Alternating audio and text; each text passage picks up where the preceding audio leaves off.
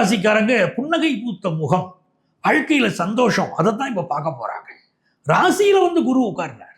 7ஆம் இடத்து அதிபதி குரு ராசியில வந்து சரண்டர் ஆகிறாரு. இவங்கள்ட்ட ஒரு நல்லவர் வந்து ராசியில உட்கார்றாரு, நல்ல கிரகம் உட்காருது அப்படிங்கும்போது வாழ்க்கை சூப்பர் தான். அவர் தான் பாதகாதிபதி, அது சந்தேகம் இல்லை. ஆனா எந்த ஒரு விஷயத்திலையும் அதிகம் ஆசைப்படாம இருந்தாங்க அப்படின்னா, இவங்க காசே இருக்கு, காசுக்கு ரொம்ப ஆசைப்படக்கூடாது. இவங்க ஆசைப்படாம இருந்தாலே காசு நல்லா வந்து சேரும். சரிங்களா? அப்படி பெரிய வளர்ச்சி வரும். மிதுன ராசிக்காரங்களுக்கு கல்யாணம் ஆகலைங்கிறவங்களுக்கு கல்யாணம் கூடி வந்துடும். இவங்க வீட்டு பிள்ளைகளுக்கு இப்ப கல்யாணம் ஆகும். இப்போ இவங்களுக்கு பிள்ளைகளுக்கு கல்யாணம் ஆகலைன்னு கவலைப்படுறாங்க வச்சுக்கோங்க. சரியான வரன் அமையலை என் மகளுக்கு, சரியான வரன் இப்ப அமைஞ்சிருமே, அப்படி ஒரு நல்ல நேரம் அது. பிசினஸ் கொடி கட்டி பறக்கும். 5வது ஸ்தானத்தை அந்த குரு பார்க்கிறாரு. இவங்களுக்கு பூர்வ புண்ணியம் வேலை செய்யுது. போன ஜென்மத்தில் பண்ணின புண்ணியங்கள் எல்லாம் இப்ப காப்பாற்ற போகுது. அப்ப பெரிய அளவுக்கு பொருளாதார வளர்ச்சி, ஆபீஸ்ல ப்ரமோஷன் அது கிடைக்குது.